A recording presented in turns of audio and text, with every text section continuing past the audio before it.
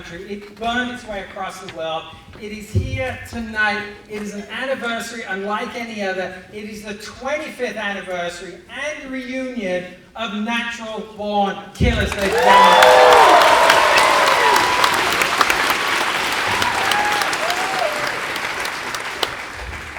We're going to fill these seats. We're going to have our moderator, Mr. Jim Hempel. We're going to have our producer, Don Hammond Murphy. We're going to have our director, Oliver Stone. And then our stars, True Love is Eternal, Mickey and Mallory, Juliette Lewis, and Woody Harrelson. We're going to be screening the 35mm print.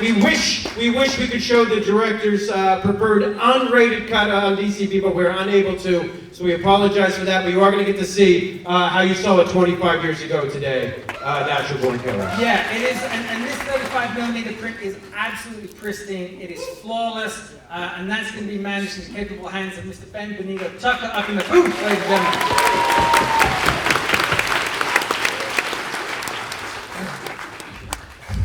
This is day 14, we're all shattered. I just want to thank our sponsors, Hulu. Without them, this festival would not be possible. I'd also like to thank the American Cinematheque, all the staff, all the volunteers. They have worked tirelessly. Our projectionists, these folks do the devil's work. I want to thank Grant for being I want to thank Christian. I want to thank you. I want to thank Spencer. Also, I'd like to thank the people who aren't here. Everett, who had to leave early. The people behind the scenes. Galby, Bean, Bianca, Nicole, everybody. Yeah, thank you, and we have to thank you guys, the People's Republic of Beyond Fest. Yeah. Record-breaking numbers this year. We had 12,000 people come through, so thank you. Very personally though, I have to thank my wife Bianca. We met at Beyond Fest years ago. We just had a kid 8 weeks ago, and she's been here taking photos every night. Thanks, babe. Where's that baby? That baby's at home. That baby's not ready for Natural Born Killers. Not yet. Next year. Maybe. As is custom for special shows, we like to make special shirts, and I think Phyllis, the queen of Beyond Fest, is in the audience. She's modeling today's shirt for us. Phyllis, thank you very much. This is a beautiful two-tone Natural Born Killer shirt. So thank you, Phyllis. Gaston is in the house. He's essentially responsible. And we have some of these to give away.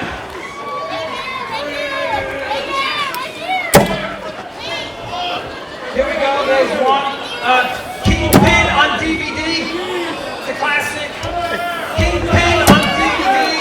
It's a classic. Right here. Yeah, Kingpin on DVD. It's a classic. Right here. Did anyone see Kingpin? It's on DVD. It's a classic. We've got Kingpin on DVD. We have Kingpin on DVD. There you go.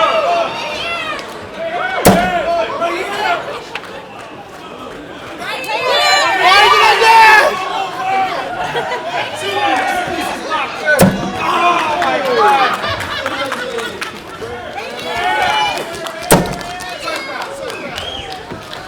That's in the balcony. There we go. Bring up a moderator. Yeah, I mean, but seriously, this is our 7th year. As Grant said, it has been our biggest and most destructive yet. And it simply cannot happen without all of you coming out and coming to the theater. I cannot stress how important it is that we keep theaters like the Egyptian alive, like the New Beverly. So keep going to theaters, keep supporting cinemas. Don't stay at home on the couch. Watch films on the big screen as it was intended. Thank you, everyone. This has been the greatest year yet. Let's bring out our moderator tonight, film historian Jim Hempel. Ladies and gentlemen, Jim.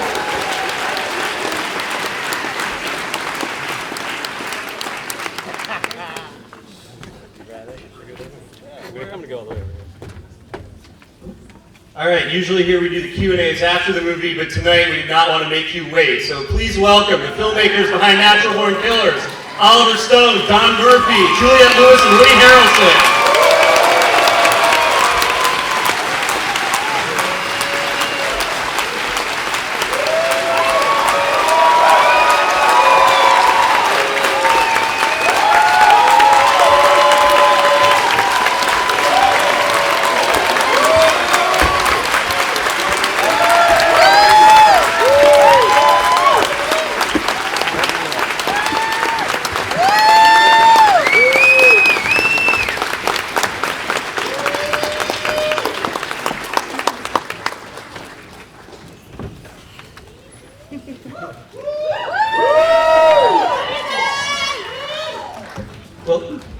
want to start with you and ask a little bit about the origins of this movie because you were on it before anybody else on this stage.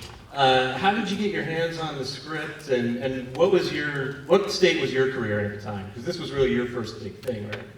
Yeah, I had just got it out of USC Film School, and I had just gotten out of USC Film School and was trying to be a producer. Louder. And so at that point, you had to read everything. And there was a guy I know who was a part of a group who had this pile of scripts. And probably at one point, you could have optioned them for $1. He would have been very happy. And we kind of zeroed in on this project and optioned it from him. And about 6 months later, he became Quentin Tarantino. And that was how we got started.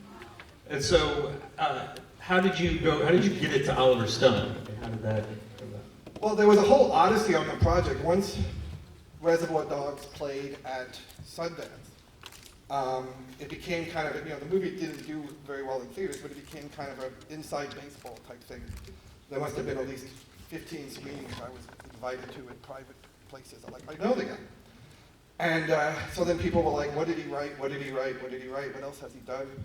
And the short version is that after a lot of kind of interest and pounding the pavement and trying to get someone to pay attention, we got a phone call one day from the former head of Universal, who was now trying to be a producer, well, was being a producer, who said, I found you a director, Oliver Stone.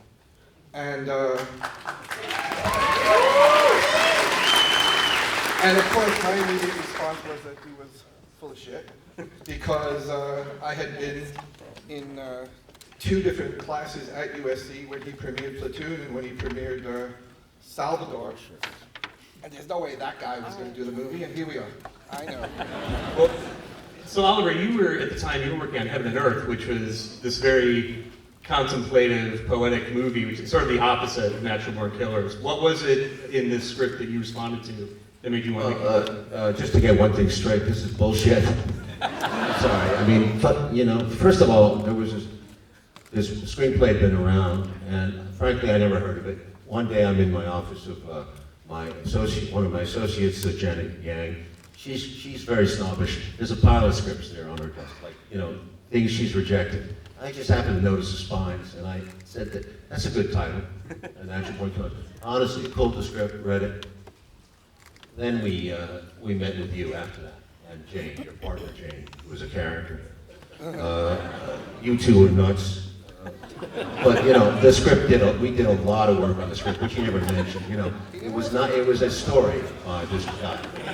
And we took it and we turned it inside out, and we turned it into something else. And by that I mean 3 of us: David Villaz, Richard Ratowski, and myself. We worked very hard on it. So, people always confuse that, and it annoys the shit out of me.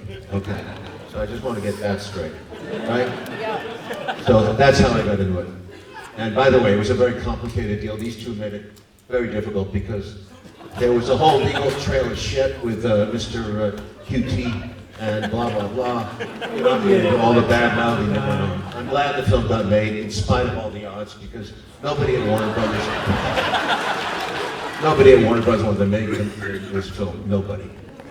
Woody was the last choice on their list, thank God. And I got that by, because you were number 6 or something, and the other 5, of course, passed. I was just happy being And top 10. you had done something called White Men Can't Jump. which one? White men can't jump. No, you've been the guy with Robert Redford and Debbie Moore in that movie. Indecent proposal. Indecent Proposal. That's it. It was, and you were very good, and I'm very lucky. And then Juliette come in one day, and she's nuts, and she says she jumped up on the table. I don't know. No, I didn't Okay, say okay, that. I forget this heard story. this story that I threatened to kill you. Yeah. Okay. I'm more subtle than But that. I was fighting with Juliette the whole time. because I wanted her to get in shape, and I wanted her to work out, and she's pretty lazy sometimes. And so we had to, we went to it a few times. When But I loved working with her at the end of the day. She was nuts. The good news is this should go Robert viral. Downey, you name it. This should go viral. That's the good news. Yeah, so Woody and Juliette, I want to give you a chance to give your take on how you became involved in this, what your first sort of impressions were of Oliver Stone. Oh, come on. What about Woody? First of all, her impressions of Woody are much more interesting. When you come into his orbit, you have to be willing to work hard. And so for a month, he made me believe I would not be Mallory until I could do 7 chin-ups. I don't know if you remember this, but you put a bar in your office. I had to do the hard way, the chin-ups. There's an easy way, the hard way. I made it to 7. He wanted 10, but I got the job after 7 chin-ups, so that was good.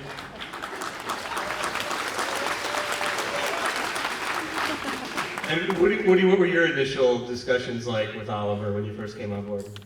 Well, I remember reading the script and thinking, whoa, this is a crazy little script. And then, but this is before Oliver and those guys worked on it. But, I really wanted to work with Oliver. I had wanted to work with him for a long time. I had met him years ago, which he probably forgets, for, what was your first Vietnam? Platoon. Yeah, Platoon. And then I met you, and I came back a few times. This is a weird time to tell you. But, and then later, I was doing Cheers, and the money had fallen out, and then the money came back, and then I came to meet you, and I was doing Cheers, and we talked, and you said, oh, so you're doing Cheers, yeah, and so you're working this month and all through this time, and I go, yeah, so you're not available, so what are you doing here? I said, well, it's good to see you. But anyway, I always wanted to work with him. I think he's one of the great filmmakers, and so...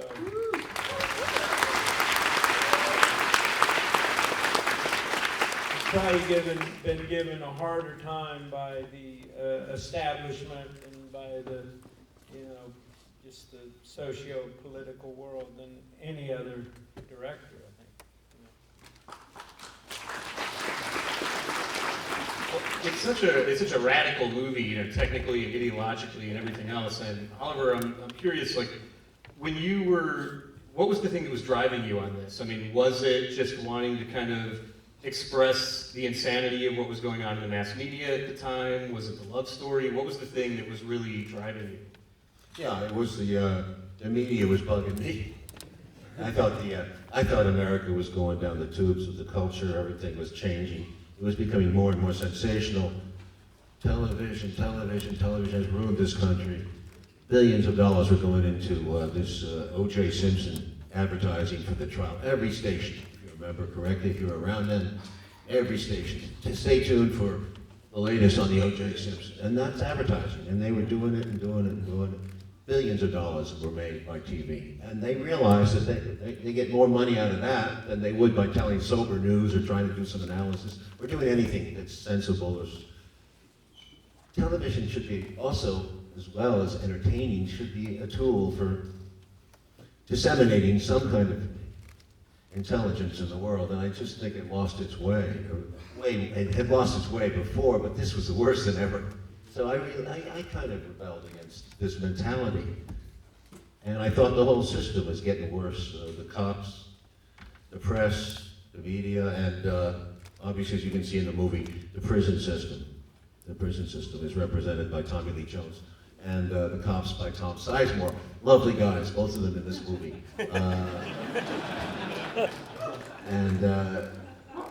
I thought that Nikki and Mallory were kind of like insane compared to these people. That's sort of the part of what I was doing.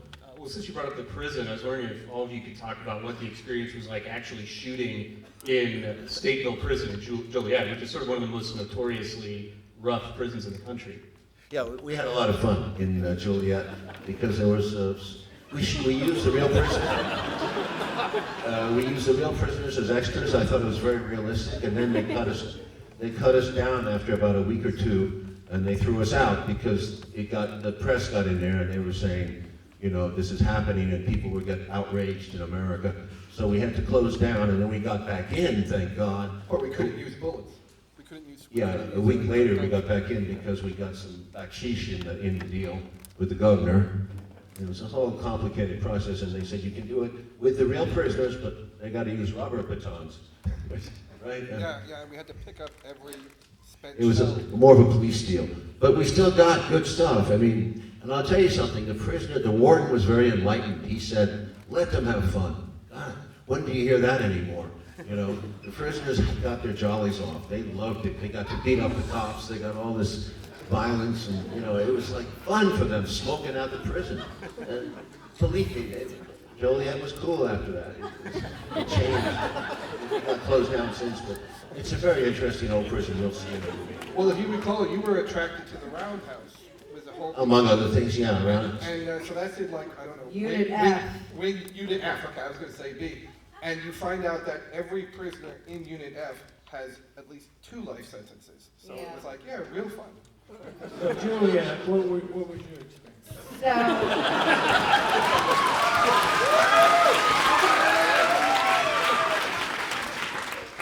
it was a fascinating, oh man, there's so many incredible stories on this movie because we were kind of this traveling caravan from state to state.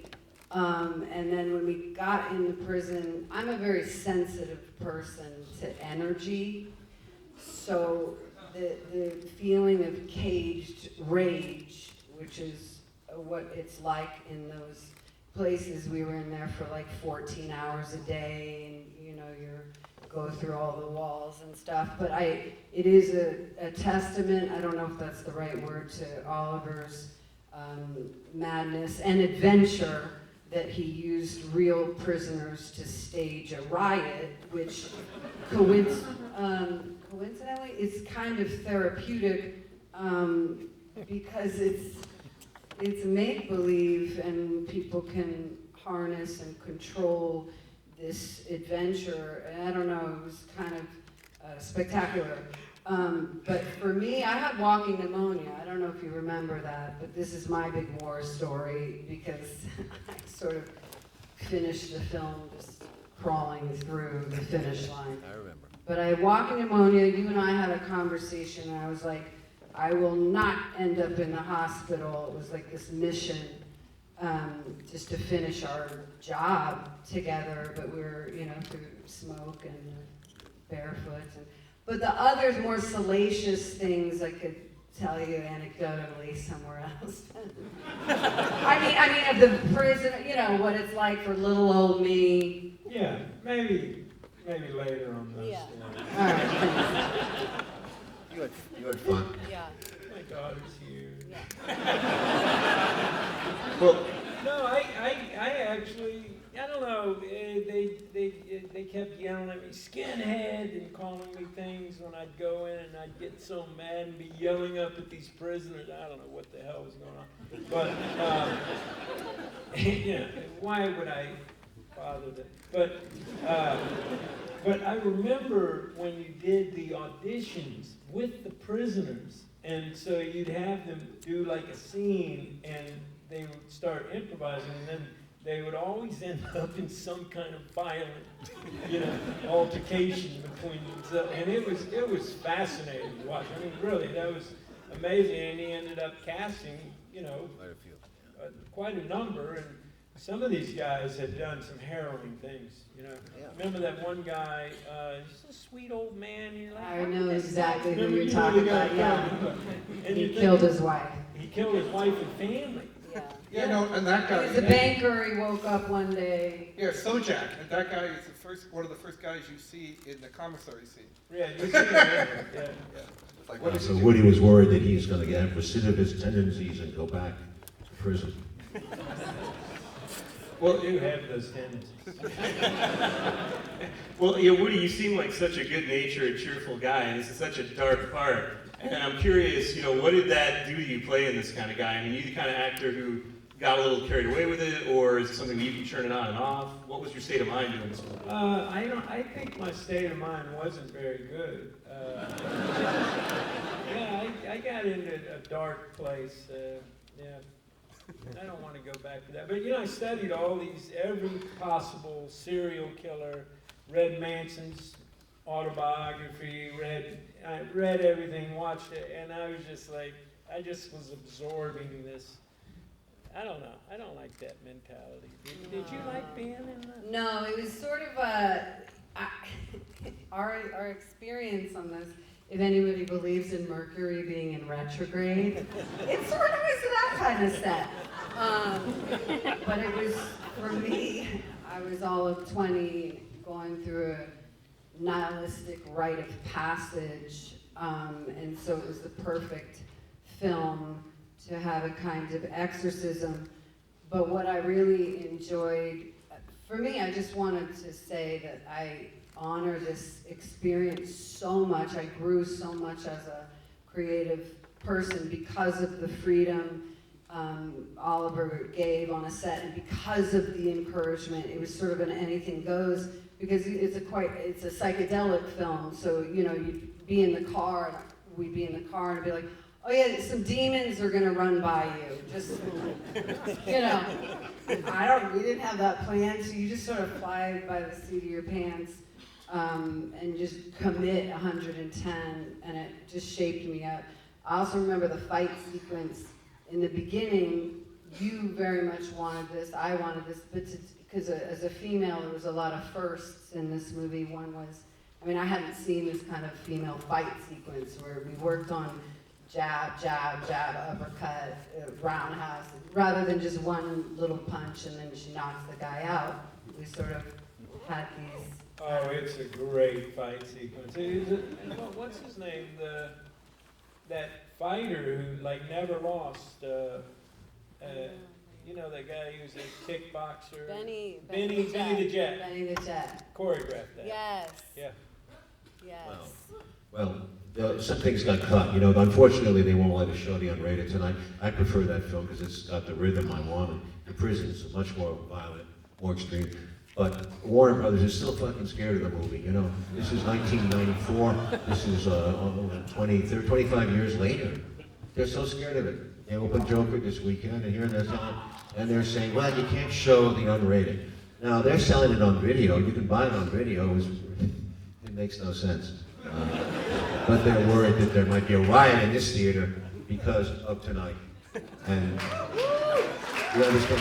That's how corporate it gets. And they're being bought out by AT&T, so they're scared shitless that AT&T is going to freak out if you guys riot. So what I'm saying is riot.